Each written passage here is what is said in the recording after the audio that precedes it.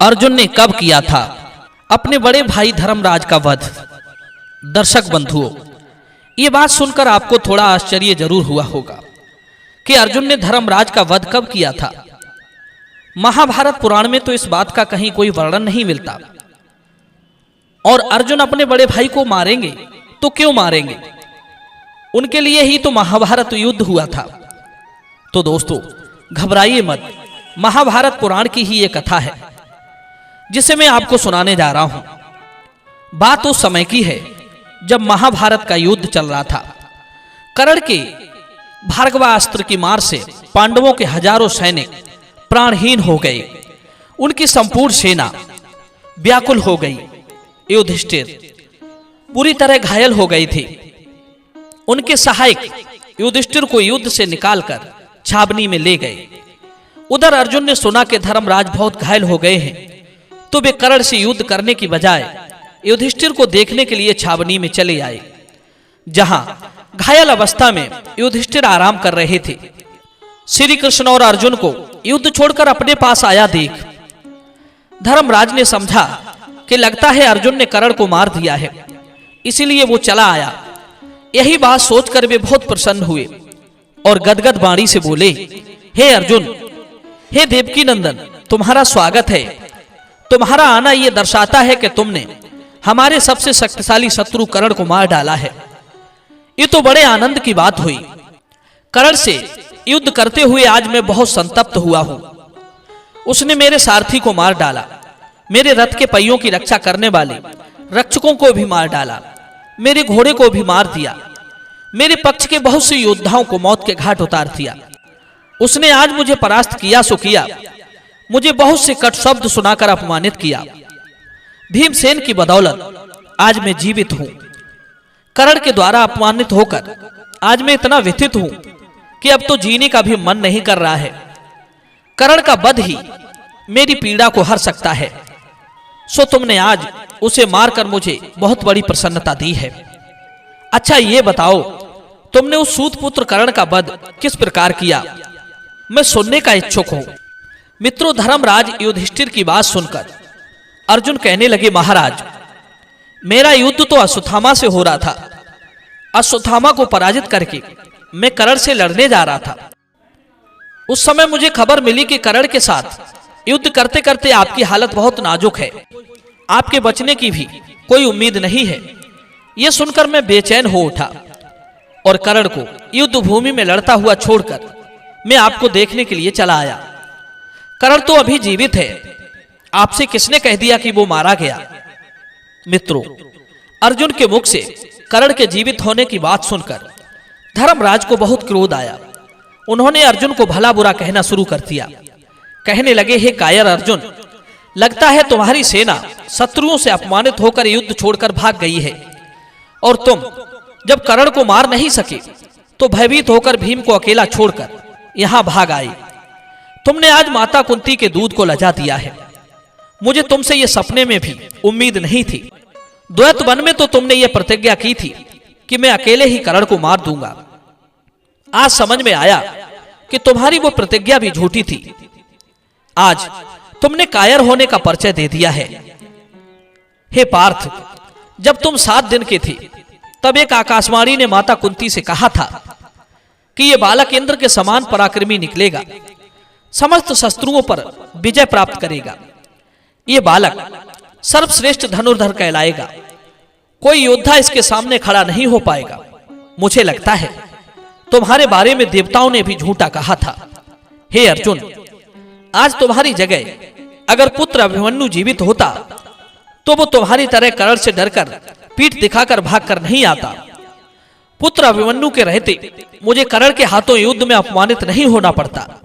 अरे, तुम्हारे पास तो विश्वकर्मा का बनाया हुआ दिव्य रथ है, जिसके धुरे से कभी आवाज नहीं होती, जिसकी ध्वजा पर स्वयं महावीर विराजमान है। इतना ही नहीं, तुम्हारे हाथ में अग्निदेव का दिया हुआ गांडीव धनुष है। स्वयं भगवान श्री कृष्ण तुम्हारा रथ हाँकते हैं। इन सब के होते हुए भी तुम कर्ण से डरकर भाग आए। अगर आप युद्ध में कर्ण का सामना नहीं कर सकती तो अपने से किसी बहादुर योद्धा को अपना गांडीव धनुष दे दो। धिक्कार है तुम्हारी भुजाओं के पराक्रम को, धिक्कार है तुम्हारे इस गांडीव को। दर्शक बंधुओं, युधिष्ठिर के ये विष भरे वचन सुनकर अर्जुन का खून खौल उठा। उन्होंने धर्मराज का सिर काटने के लिए तलवार निकाल ली, लेकिन भगवान कृष्ण उनकी मनसा को ताड़ गए। उन्होंने तुरंत अर्जुन से पूछा, हे पार्थ, तुमने ये तलवार क्यों उठाई? किस पर प्रहार करना चाहते हो? यहां तो तुम्हारा कोई शत्रु भी नहीं है। तब अर्जुन ने बताया, हे केशव, मैं इस तलवार से ज्येष्ठ भ्राता युधिष्ठिर का सर काटूंगा। ऐसी ही मैंने गुप्त रूप से एक प्रतिज्ञा ली है। मैं ये प्रण ले चुका हूं कि जो कोई मुझसे गांडीव धनुष दूसरे को देने की बात कहेगा, मैं उसका सर उतार लूंगा।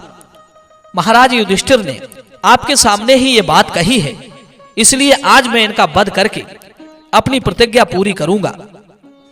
मित्रों, अर्जुन के मुख से युधिष्ठिर के सर काटने की बात सुनकर भगवान कृष्ण अर्जुन को धिक्कारते हैं और कहते हैं, हे पार्थ, आज मैंने जान लिया कि तुमने कभी वृद्ध जनों की सेवा नहीं की है।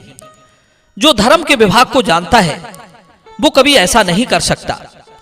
मुझे तुम्हारे इस कृत्य पर बड़ी लज्जा आ रही है। तुमने ना समझ बालक की तरह पहले तो प्रतिज्ञा कर ली, अब मूर्खतावश अधर्म युक्त कार्य करने जा रहे हो। धर्मराज को मारने के लिए तलवार उठाते समय तुम्हारे हाथ नहीं कांपे। तुम अज्ञानी हो अर्जुन, तुम्हें धर्म का रहस्य नहीं पता है। मित्रों, भगवान कृष्ण के बार बार धिक्कारने पर अर्जुन का क्रोध कुछ शांत हुआ। हाथ जोड़कर बोले, हे केशव, मैं इस समय धर्म संकट में हूं। यदि प्रतिज्ञा पूरी नहीं करता हूं तो भी पाप का भागी बनूंगा। अगर भाई का वध करता हूं तो भी पापी कहलाऊंगा। मुझे कोई राह सुझाइए, मैं ऐसे में क्या करूं जो प्रतिज्ञा भी पूरी हो जाए और भाई का वध भी ना हो। तब श्री कृष्ण कहते हैं, हे अर्जुन, यदि तुम्हारी प्रतिज्ञा पूरी करने की बात है तो सुनो। कहते हैं, सम्माननीय पुरुष जब तक संसार में सम्मान पाता है वो तब तक ही जीवित कहलाता है। जिस दिन उसका बहुत बड़ा अपमान हो जाए उस समय वो जीते जी मर जाता है। आज तक तुमने राजा युधिष्ठिर का सदैव सम्मान किया है। आज तक तुमने राजा युधिष्ठिर का सदैव सम्मान किया है। आज तुम इनका थोड़ा सा अपमान करो। वैसे तो युधिष्ठिर पूज्य होने के कारण आप कहने के योग्य हैं। तुम इन्हें तू कहकर संबोधित करो, क्योंकि गुरुजनों को तू कह देना उनका वध कर देने के समान है। गुरु को, माता पिता को, ज्येष्ठ भ्राता को तू कह देना उसे बिना मारे ही मार डालना है। तुम्हारे मुख से अपने लिए तू सुनकर धर्मराज उसे अपना वध ही समझेंगे। उसके बाद तुम इनके चरणों में गिरकर अपने अपराध की क्षमा मांग लेना।